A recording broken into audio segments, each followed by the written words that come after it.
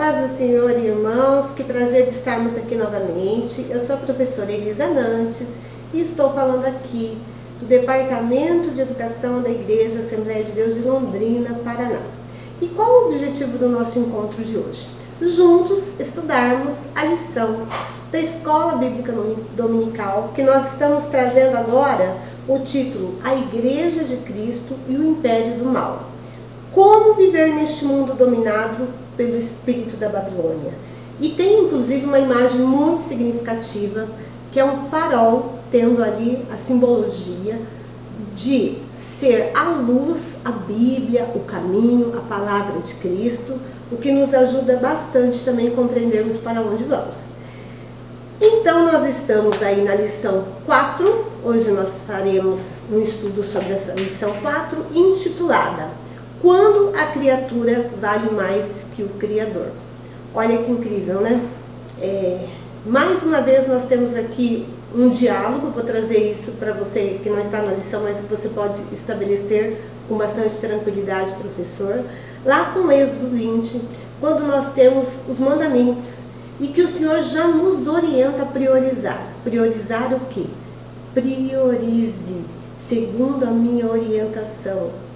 Que o primeiro mandamento tem a ver com amar a Deus sobre todas as coisas. E Deus já sabia dessa nossa natureza complicada, de muitas vezes o homem se perder no caminho. Ele já deixa várias pistas ali em Êxodo 20, olha, não adore outros deuses, sabe? Não faça idolatria. Por quê? Justamente porque isso vai nos afastar do nosso Criador. Aí a nossa arrogância, a nossa prepotência, aquele esfriamento espiritual faz com que o homem queira ele ser o Criador. Quando esse homem é o quê? É a criatura. E isso está bastante claro na palavra de Deus, quando coloca assim, Deus é o Criador do quê? De todas as coisas. Ele sustenta o universo. Ele rege cada estrela. Chove sobre o bom, chove sobre o ímpio e o que aceitou ao Senhor. O sol vem para todos.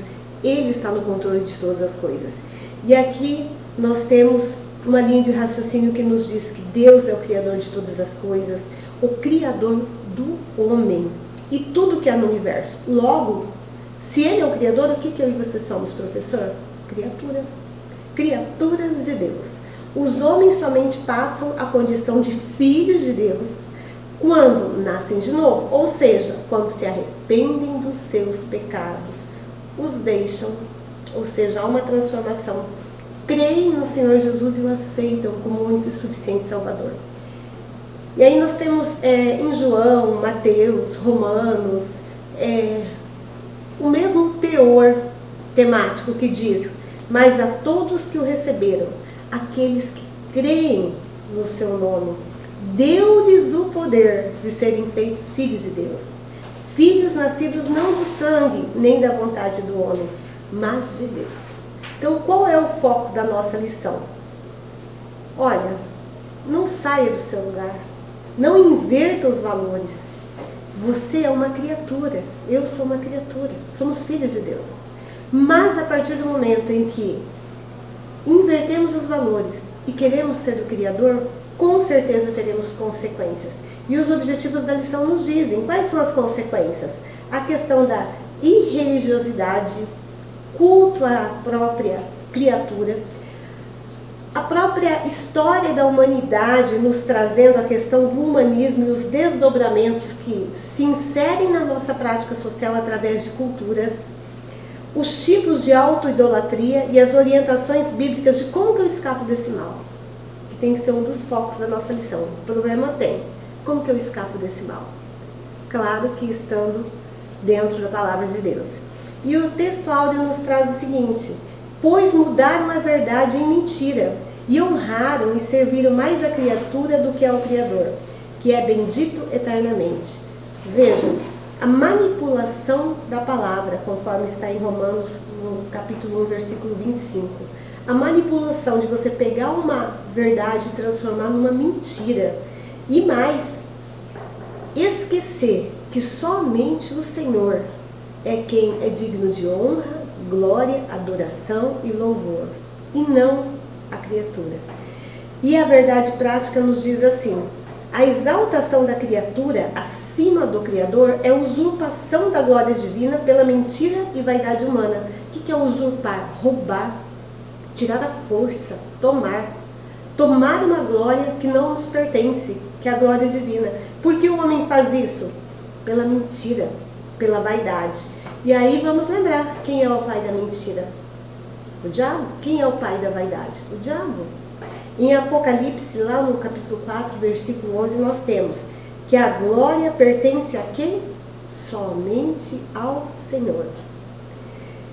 Tu, Senhor, Tu és o Deus nosso, és digno de receber glória, és digno de receber honra, és digno de receber o poder, porque criaste, Tu, ó Deus, criaste todas as coisas, e por Tua vontade, meu Deus, as coisas existem, e por Tua vontade, Senhor, elas foram criadas.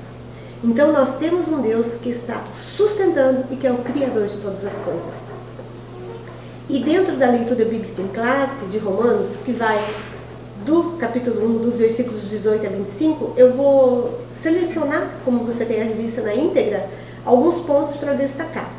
E vou, a partir de perguntas retóricas, eu faço a pergunta e a gente pensa junto sobre isso. Primeiro, quantos conhecem a Deus e não aceitam como Criador? Ainda hoje, quantas pessoas conhecem ao Senhor? E não aceitam esse Senhor como seu Senhor, Salvador e Criador de todas as coisas. E aí na leitura bíblica em classe, nós temos o versículo 21 que nos traz o alerta. Porquanto, tendo conhecidos a Deus, eles conheciam, não o glorificaram como Deus, nem lhe deram graças. Antes, em seus discursos se desvaneceram e o seu coração insensato, tolo, se obscureceu. Vamos pensar mais um pouquinho juntos? O que ocorre quando não reconhecemos que Deus é o nosso Criador e Senhor? O que será que acontece? Tem a resposta aqui, na leitura bíblica em classe, lá no versículo 22, que nos aponta. Dizendo-se sábios, tornaram-se loucos. Olha o relativismo do que é um homem quando ele está sem Deus. Ah, eu sou sábio. Sábio? Na concepção de quem? Segundo você mesmo, o seu próprio entendimento? Na verdade, você é louco. E segue no versículo 23. E mudaram a glória do Deus incorruptível, um Deus que não é corrupto, em semelhança da imagem do homem corruptível, um homem que é corrupto. Seguindo, pois mudaram a verdade de Deus em mentira e honraram e serviram mais a criatura do que o Criador, que é bendito eternamente. Amém. E o que nós temos aqui? Nós temos a questão do antropocentrismo. O que é o antropocentrismo de uma forma bastante assim didática? É a questão de eu, Elisa, homem, mulher, de uma forma geral, querer ser o centro de todas as coisas. Quando nós sabemos que quem é o centro de todas as coisas é Deus. Ele é o centro de todas as coisas. E aí nós temos aquela busca da criatura ser igual ali com o seu Criador. E isso tem a ver com a enganação, com o inimigo das nossas almas. Tanto que em Gênesis 3:5, quando há um diálogo entre Eva e a serpente, olha como que o enganador é astuto. Ele coloca assim, ó, porque Deus sabe que no dia em que dele comerdes, ou seja, Deus sabe que o dia que você provar o fruto, se vos abrirão os olhos, e como Deus sereis conhecedores do bem e do mal. Ou seja, não obedeça a Deus, eu vou mudar a palavra, eu vou usar mentira para te enganar. E olha, coma aqui desse fruto que você será como Deus. Olha a busca novamente da criatura ser igual ao Criador, através da enganação que se faz presente, que vem do inimigo das nossas almas. Então nós temos aqui o que? A soberba, a insensatez, a vaidade, a busca de você ser igual a Deus, que faz com que o Criador seja retirado do seu lugar adequado e a criatura, num momento de estupidez, de ignorância, busque essa igualdade que jamais existirá. E a introdução fala justamente isso. Isso tem a ver com soberba, insensatez do homem ímpio, que é aquele homem que não conhece a Deus. Porque nós abrimos essa lição falando que criaturas são aqueles que não conhecem a Deus, mas todos quanto o aceitarem serão chamados filhos seus. Nós somos filhos de Deus. Glória a Deus, aleluia.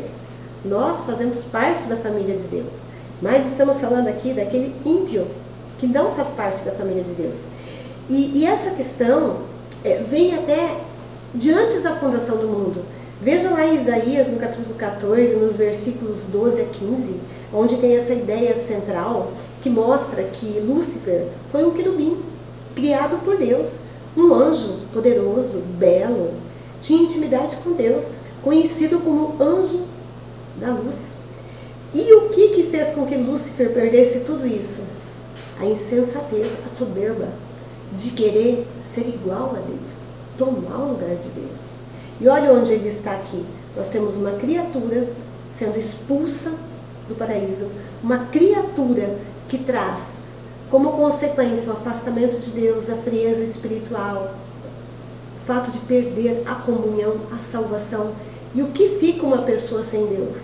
Basta olhar para o mal, para a gente ver o que fica uma pessoa sem Deus. Fica fria, fica simplesmente insensível, não se importa com o que acontece com o outro. Quando você acha que está ruim, acredite, para quem é mal, ele acha que ainda pode piorar. Nós precisamos dessa proteção do nosso Senhor, do nosso Criador. E o item 1 fala justamente isso. Por que o ser humano é assim? Por que ele não admite que há um Deus, que há um Criador? Porque há o desprezo dessa verdade. E o item 1 vai falar assim, a questão da impiedade e da injustiça. Ou seja, o termo impiedade é justamente a falta de você querer uma religião. É você ser irreligioso, aquele que não quer saber. E nós não estamos falando de nomenclatura, não estamos falando de igreja. Nós estamos falando daquela pessoa que não aceita a decisão, enquanto ser humano, de que há um Deus. Ele quer viver como? Como se Deus não existisse. Aí, não tendo um Deus, o próprio Deus é Ele mesmo. Não há regras. Ele pode fazer o que Ele quiser. Já o vocábulo injustiça significa sem retidão. A palavra carrega a ideia de não ser reto diante de Deus, nem com o próximo. Ora, se ele não tem uma postura de retidão, de honestidade, de conduta corretas, seguindo a Bíblia nem com ele segue os preceitos dele mesmo, do relativismo segundo a verdade dessa pessoa. Por que ele seria justo com o outro? Não, ele vai ser injusto com o outro sim. Aí nós temos o que está aqui em 2 Pedro, no capítulo 2, versículos 15. Essa palavra carrega a ideia de que essa pessoa não é reta nem com Deus nem com o próximo. Ou seja, ela tudo pode. Para ela o pecado, o certo ou errado é relativo. Depende do ponto de vista. Isso vai gerar o quê? Idolatria, culto à criatura e não ao Criador, perversidade, depravação moral. E os nossos valores, assim, professor, aquilo que eu acredito, aquilo que eu trago para mim, eu trago para as minhas ações, para os meus pensamentos, para as minhas condutas. Se eu tenho uma sociedade com o culto à depravação moral, a falta de moral, a falta de conduta correta, como que vão ser as ações desses grupos sociais? Isso. Como que está a nossa sociedade hoje? É uma sociedade justa? É uma sociedade que prevalece as ações corretas? É uma sociedade que prevalece um Deus justo? Ou é uma sociedade que cada um tem a sua verdade, cada um puxa para a sua própria idolatria, cada um só se preocupa consigo mesmo? O que prevalece nessa sociedade? Prevalece justamente a falta de valores e a falta de assumir que nós temos um Deus único, que é aquele que é o Criador de todas as coisas. Se eu não admito que há um Deus, eu estou desprezando a verdade divina. Por quê? 1 Timóteo, no capítulo 4, versículo 2, a consciência fica cauterizada, amortecida, sem ação. Resultado que está presente na lição em Romanos, no capítulo 1, versículo 21. Tendo conhecimento de Deus, não o glorificam como Deus, nem lhe rendem graças. Antes, se tornam nulos em seus próprios raciocínios, obscurecendo-se o coração insensato, ou seja, eu tenho aquele coração sem luz. O que significa luz? Luz é a palavra de Deus, é o entendimento da verdade. A verdade nos liberta. A falta da verdade, as trevas, essa nos cega, essa nos deixa de fato com uma visão como se fosse deturpada, escura, obscurecida. E aí o item 2 vai falar que isso tudo é uma insensatez humana. E será que eu posso ser isenta de culpa perante Deus? Eu posso falar, olha, eu não tenho culpa nenhuma. Não, segundo a palavra, nós não podemos falar isso. Por que nós não podemos falar isso? Porque lá em Romanos, no capítulo 8, no versículo 22, consta pra gente que sabemos que até hoje toda a criação geme e padece com dores do parto, por falta dessa justiça de Deus, por conta desse pecado que há aqui nessa terra. E na lição também consta, né, a citação do apóstolo Paulo, que ele fala sobre essa revelação geral de Deus, por meio do que? Da natureza. E isso faz com que o ser humano possua conhecimento sobre o seu Criador. Mesmo assim, o homem ímpio, com o coração cauterizado, não glorifica a Deus e nem lhe rende graças. E o que esse homem faz, professora? Ele age como se fosse uma criatura e se comporta como se essa criatura pudesse ser o Criador e pudesse ser divino, quando na realidade nós não podemos. Somos pequenos, limitados, carentes, imperfeitos. E como que a gente faz que demonstra, que ações que eu faço que demonstra que eu como criatura quero ser o Criador?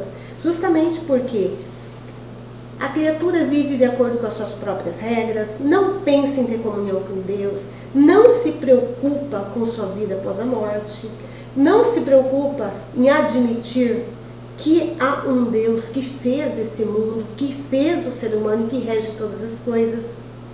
E essa criatura, eu ia falar, esse ser humano, essa criatura, ela se julga inteligente, mas inteligente segundo quem?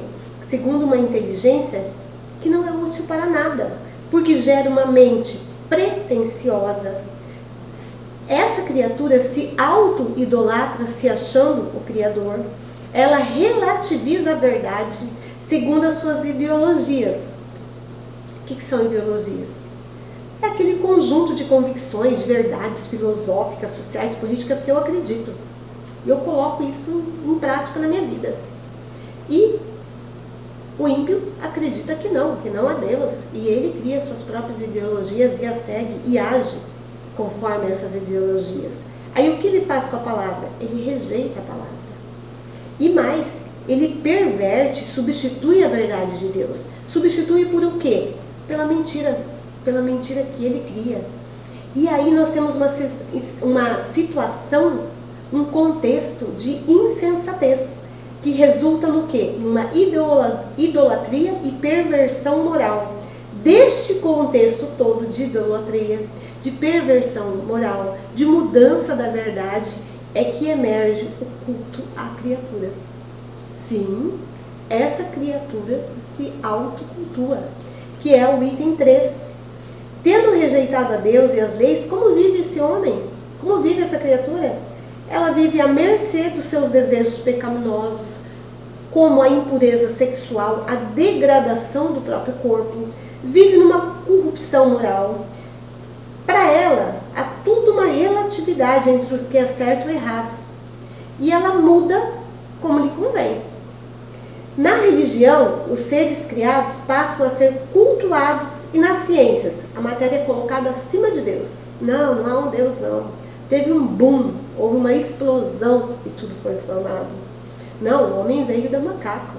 E aí seguem-se as convicções conforme o seu bel prazer. E na sociedade, como que isso acontece? Desse culto? Na sociedade, eu sigo um artista, eu sigo um atleta, eu sigo um líder religioso, eu sigo uma ideologia que me leva a idolatrar pessoas que me interessam ou conceitos com os quais eu tenho conivência, ou seja, eu estou de acordo. Quando a palavra de Deus em Salmos 29:2 é muito clara. Atribuam ao Senhor a glória. a glória que o nome do meu Senhor merece. Adorem o Senhor no esplendor do seu santuário. Não há outros deuses, há um Deus, há um Criador, há um Senhor. E todas essas ideias que são desvirtuadas colocam a criatura acima do Criador. E tudo isso é o fruto de uma mente que se diz inteligente segundo a sua própria concepção de inteligência. E aí nós temos alguns itens que influenciam nesse modo de pensar, como está no item 2, a revolução do pensamento humano, que entra a questão do renascentismo. Qual que é a característica desse renascentismo, assim, em poucas palavras? Tudo tem que ter uma explicação racional. Eu tenho uma explicação racional para tudo. Nós temos uma mudança significativa. Qual que é a mudança? Que a visão que nós temos como teocêntrica, ou seja, em que Deus é o centro de todas as coisas, isso passa para outra concepção, antropocêntrica, ou seja, o homem é o centro de todas as coisas.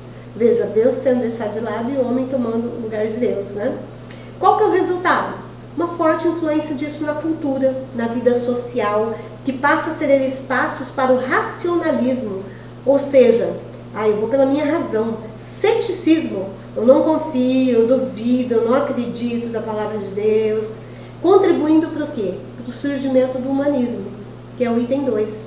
Assim, de uma forma muito simples, o que seria esse movimento que eu chamo de humanista? Olha, o nome é até interessante, mas olha como que a concepção é complexa.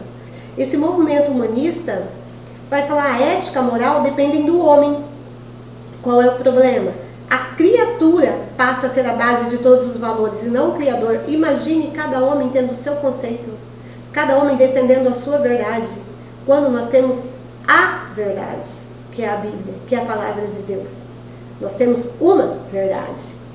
E aí em Mateus 28:19 nós temos inclusive questões que o humanismo traz, que a Bíblia já trazia há muito tempo, só que a Bíblia traz como a verdade. Por exemplo, ide portanto, fazei discípulos a todas as nações, batizando-os em nome do Pai, do Filho e do Espírito Santo. Olha a inclusão que nós temos presente através do nosso Deus em todas as nações. Da mesma forma, vamos pegar lá o fechamento da Bíblia, em Apocalipse 7:9, quando fala, depois disso olhei, diante de mim estava uma grande multidão. Que multidão é essa que estava lá? Será que era só de um segmento ou de outro? Não, de todas as nações, tribos, povos e línguas, em pé diante do trono do Cordeiro. O que eu quero dizer com isso? Eu quero dizer que algumas questões que estão presentes no humanismo já estão presentes na Bíblia há muito tempo, como concepção de igualdade, liberdade, de não fazer acepção de pessoas. E junto com essa questão dessa revolução do pensamento humano, outro item é a questão do iluminismo e pós-modernismo. Por quê? Porque os seguidores buscam respostas na razão e entendiam que o homem era o senhor do seu próprio destino e que a igreja é uma instituição o quê? Dispensável. Não, o homem é o senhor do seu destino, ninguém precisa de igreja. Como que nós não precisamos daquilo que o próprio Senhor instituiu, a igreja de Cristo? E veja bem, que na pós-modernidade, que nós também chamamos de modernidade líquida, imagina agora com essa questão da cybercultura, da internet, das várias verdades, né, nessa modernidade líquida, os valores que eram absolutos, agora não, os valores são relativos. Que fácil, né? Tudo é relativo, tudo depende, tudo tem um ponto de vista diferente. E o resultado é isso que nós temos. Nós temos aí seres humanos tendo o hedonismo e o narcisismo, levando em conta a opinião deles mesmos, sobre eles mesmos, na busca de um bem-estar individual, esquece questões coletivas e humanas, e dentro do hedonismo e do narcisismo, tudo se torna válido. O uso de pessoas, o abuso do corpo, a depradação, o consumismo desenfreado, tudo é possível, gerando uma sociedade bem problemática. E no item 3, que é o último item, nós temos aí esses tipos de idolatria. O que é idolatria? Tudo que toma o lugar de Deus, né? Está lá em Hebreus, inclusive no capítulo 1. E o apóstolo Paulo nos fala também. Ele retrata o homem que é caído como uma pessoa egoísta, amante de si mesmo, ou seja, a idolatria pode estar em eu me amando mesmo, sendo avarento, amante do dinheiro, de coisas odiosas, tendo tanto amor ao dinheiro que eu não tenho amor ao próximo, sendo rebelde, sem amor para com Deus, hedonista, amante dos deleites. Ou seja, nós temos aqui a idolatria como um culto também à autoimagem, tudo aquilo que toma o lugar de Deus, seja um trabalho, um bem, uma situação, uma casa, o que você imaginar. Isso é uma idolatria. E esse item 3 fala que essa idolatria ela pode estar no coração, atrelada às nossas emoções, e pode também estar atrelada a ídolos que tomam conta desse lugar de Deus. E qual a característica de uma pessoa que é idólatra? Olha só, ela prioriza a reputação pessoal. O que vão pensar de mim? O que vão pensar de mim? Ela busca o prazer dela. Ela tem a tendência de seguir superstições, questões que não tem nem respaldo bíblico. Tem a ver com superstições deste mundo. E tem aquele apeguinho excessivo, grandinho, às coisas materiais que ficam nesse mundo. Então, ela é uma pessoa que tem algumas questões ligadas a essa idolatria que ela guarda no coração. O que fazer? Guardar a palavra de Deus no coração para que a gente não venha pecar. Pode até ler o Salmo 119, no versículo 11. Mas essa idolatria, se ela tem coisas ligadas também ao culto da imagem, a todas essas que eu citei, tem também a ligada à questão sexual, que é a falha no controle dos próprios impulsos sexuais associados à sensualidade, imoralidade, libertinagem. O que predomina? Predomina o descontrole dessa pessoa, a compulsão. E embora a revista não cite, professor, você pode até colocar essa questão relacionada à internet, às redes sociais, sabe? Ao próprio vício dessa pornografia. Isso tem plenamente contexto dentro dessa lição. E qual que é a orientação bíblica? A orientação bíblica é o que nós temos aqui, ó. Vivam no Espírito e vocês jamais satisfarão os desejos da carne. Ou seja, a minha mente, o meu corpo, a minha alma vai se alimentar daquilo que eu coloco para dentro. Se eu coloco coisas boas, eu vou ser alimentada de coisas boas. Se eu coloco pornografia, se eu coloco coisas avarentas, eu vou me alimentar disso. Daquilo que a gente se alimenta, é aquilo que vai crescer mais dentro da gente. Daí a importância de nós termos cada vez mais comunhão com Deus e nos alimentarmos de coisas boas. E isso vem da palavra de Deus, isso vem do Espírito de Deus. Conclusão. Essa lição é um alerta, professor.